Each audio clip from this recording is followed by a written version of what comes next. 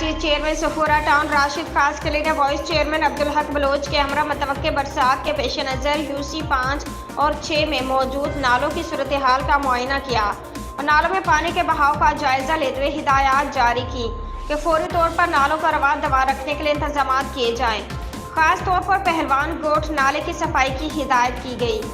इस मौका पर उन्होंने कहा कि मुतवक्के बरसात में तेज़ बरसात की भी पेशगोई की गई है, लिहाजा महकमा B&R और डिज़ास्टर मैनेजमेंट इस हवाले से इंतजाम करने में किसी किस्म की कोताही का मुजाहरा न करें। बरसात के बाद निकासी आब के लिए डी वाटरिंग पम्प्स नस्ब करने के लिए कबल इस वक्त जगहों का तयन कर लिया जाए ताकि एंड वक्त पर मुश्किलात का सामना न करना पड़े।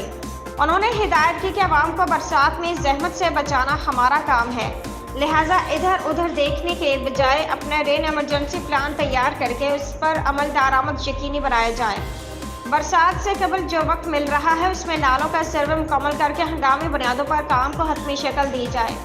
उन्होंने इस अज़्म का इजहार किया कि जिस तरह ईद उल अज़हा या किसी और मौका पर आवाम को रिलीफ फराहम करने के इक़दाम किए हैं, इसी तसलसल से बरसात में भी इक़दाम किए जाएँ।